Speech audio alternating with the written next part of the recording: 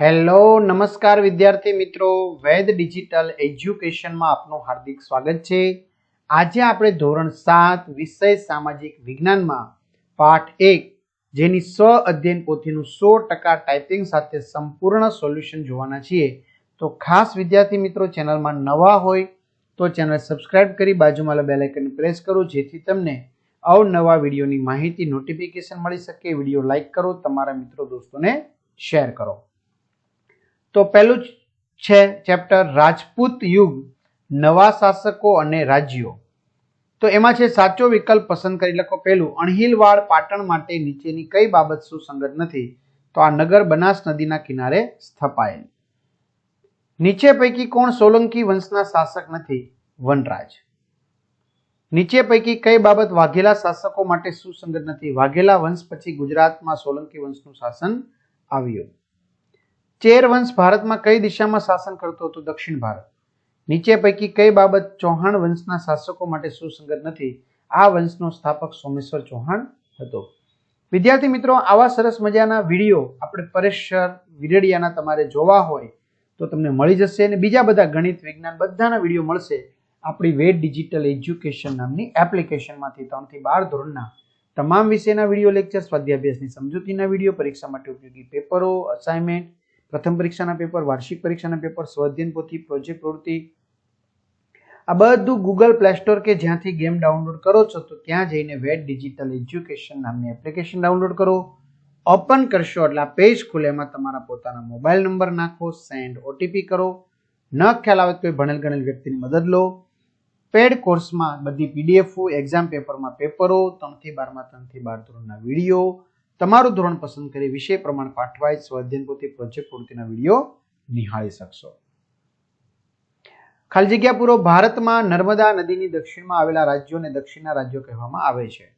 ચાલુક્ય વંશની પડતી થઈ ત્યાર પછી રાષ્ટ્રકૂટ વંશની સત્તાનો ઉદય થયો। શિહાબુદ્દીન ઘોરી અને પૃથ્વીરાજ ચૌહાણ વચ્ચે તરાઈના મેદાનમાં યુદ્ધ થયેલું। ચાહમાન વંશના સરદારો સાંભર સરોવર નજીક રાજ કરતા હતા। સિદ્ધરાજ જયસિંહની માતાનું નામ મીનળ દેવી હતું। સાચા ખોટા જણાવો। રાજપૂતો ગૌ બ્રાહ્મણ પ્રતિપાલક હતા, ખરું। ગઢવાલ રાજ્યના સ્થાપક યશોવર્મન હતા, ખોટું। સાંભર સરોવર નજીક ભોપાલ નામનું નગર વસેલું હતું, ખોટું। બંગાળમાં પાલ વંશનું શાસન હતું, ખરું।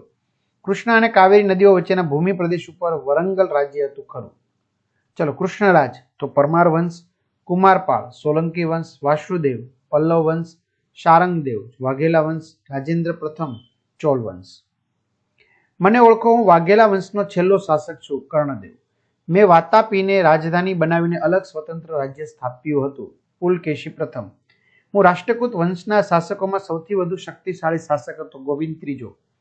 તરાઈના મેદાનમાં પ્રથમ લડાઈમાં પૃથ્વીરાજ ચૌહાણના હાથે મારી હાર થઈ, શિહાબુદ્દીન ઘોરી। મેં પાટણમાં વિશ્વ પ્રસિદ્ધ વાવ બનાવી હતી, ઉદયમતી। મેં આચાર્ય હેમચંદ્રાચાર્યની પ્રેરણાથી રાજ્યમાં જુગારની રમત, પશુવધ ઉપર પ્રતિબંધ મૂક્યો હતો, કુમારપાળ। નીચેના વિધાનોમાંથી ખોટો શબ્દ ચેકો। ગુજરાતના સોલંકી રાજા સિદ્ધરાજ જયસિંહની રાજકુમારીના લગ્ન ચૌહાણ વંશના અર્ણોરાજ સાથે થયેલા, સોમેશ્વર ઉપર ચેકો। પોતાના બાળ મિત્ર અણહિલ ભરવાડના નામ ઉપરથી વનરાજ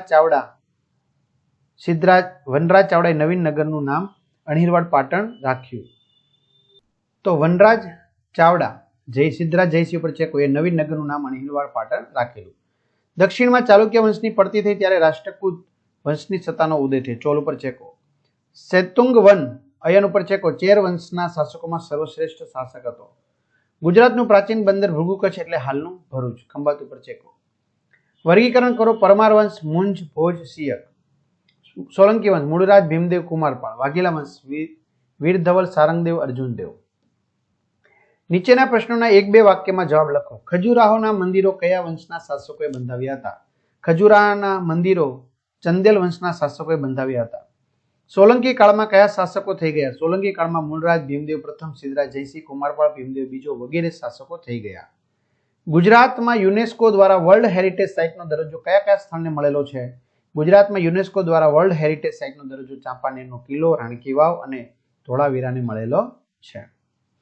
હેમચંદ્રાચાર્યજીએ કયા ગ્રંથની રચના કરી હતી? હેમચંદ્રાચાર્યજીએ વ્યાકરણના મહાન ગ્રંથ સિદ્ધ હેમ શબ્દાનુશાસન નામના ગ્રંથની રચના કરી હતી। ઈસવીસન 1178 ની આસપાસ શિહાબુદ્દીન ઘોરીને કોણે હરાવ્યો હતો? તો ઈસવીસન 1178 ની આસપાસ શિહાબુદ્દીન ઘોરીને મૂળરાજ બીજાએ હરાવ્યો હતો.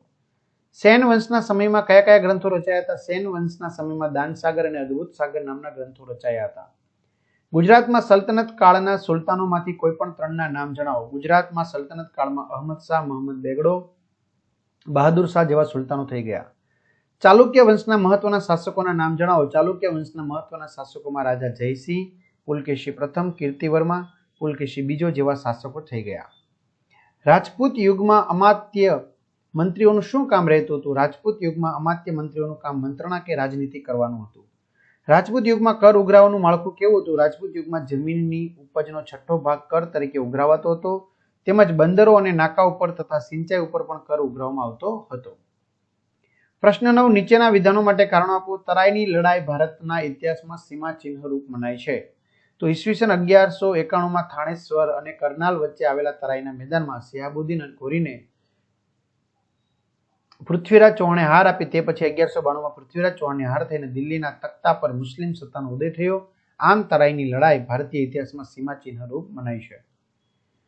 મિનળ દેવી આદર્શ રાજ્ય માતા હતા. મિનળ દેવીએ પ્રજાને ન્યાય આપવા અનેક કામ કર્યા હતા. સોમનાથનો યાત્રાવેરો બંધ કરાવવાનો અને ધોળકામાં મલાવ તળાવનું બાંધકામ કરવાનો નિર્ણય તેમનો જ હતો. આથી મિનળ દેવી આદર્શ રાજમાતા હતા.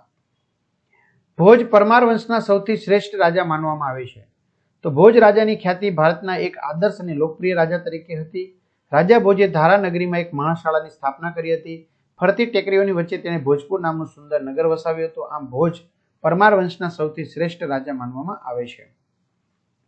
કુમારપાળ પ્રજા કલ્યાણી શાસક હતો. તો રાજા કુમારપાળે આચાર્ય હેમચંદ્રાચાર્યની પ્રેરણાથી રાજ્યમાં જુગારની રમત, પશુવધ ઉપર પ્રતિબંધ મૂક્યો હતો અને અહિંસાના પાલન માટે કડક આજ્ઞાઓ કરી હતી. આમ કુમારપાળ પ્રજા કલ્યાણી શાસક હતો. ટૂંકનોંધ લખો. રાજપૂતોના ગુણ. રાજપૂતો જેટલા બહાદુર હતા એટલા જ ટેકીલા હતા. તેમણે આપેલા વચન તેઓ પ્રાણના ભોગે પણ પાળતા હતા. દુશ્મનને પીઠ બતાવવા કરતા તેઓ મૃત્યુને પસંદ કરતા હતા. પોતાના શરણે આવેલાનું કોઈ પણ ભોગે રક્ષણ કરતા હતા અને લડાઈમાં પણ અધર્મ આચરતા નહીં. રાજપૂત યુગની શાસન વ્યવસ્થા. રાજપૂતની યુગમાં રાજાનું પદ વંશ પરંપરાગત ચાલતું. રાજપૂત યુગમાં રાજાનું પદ વંશ પરંપરાગત ચાલતું, જેમાં રાજા પોતાના પુત્રોમાંથી ઉત્તરાધિકારી તરીકે કોઈ એક પુત્રને યુવરાજ બનાવતા, જે આગળ જઈ રાજા બનતો. રાજાનો જ્યેષ્ઠ પુત્ર રાજ્યાધિકારી બને તેવું નહોતું. એ સમયે મંત્રીઓના બે પ્રકાર હતા, અમાત્ય અને સચિવો.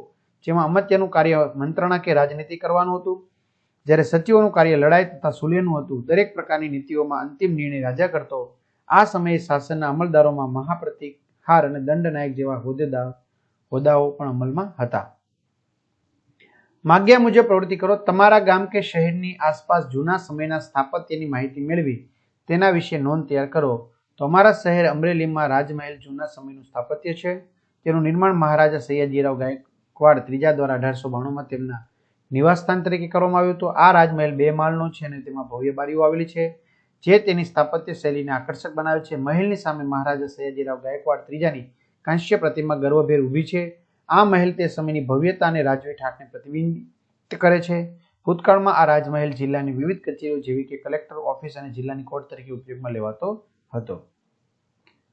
વર્ગના 2 મિત્રોની જોડી બનાવી નીચેના શબ્દ ચોરસમાંથી રાજપૂત શાસકોના નામ શોધો. વીર ધવલ, સિદ્ધરાજ જયસિંહ, રાખેંગાર, ભીમદેવ, કુમારપાળ, પૃથ્વીરાજ, વિશળદેવ વગેરે. બરાબર, અહીં લખેલા છે. ભીમદેવ, અજયરાય, પુલકેશી પ્રથમ, રાખેંગાર, સિદ્ધરાજ જયસિંહ, પૃથ્વીરાજ, વીરધવલ, અજયરાજ, કુમારપાળ, વિશળદેવ, ગોપાલ વગેરે. તો આ રીતે વિદ્યાર્થી મિત્રો સરસ મજાનું આપણે અહીંયા સોલ્યુશન જોયું. તો ખાસ તમારા મિત્રો દોસ્તોને જાણ કરો. ચેનલમાં નવા ચેનલ સબસ્ક્રાઇબ કરો, વિડીયો લાઈક કરો. અસ્તુ. જય હિન્દ, જય ભારત.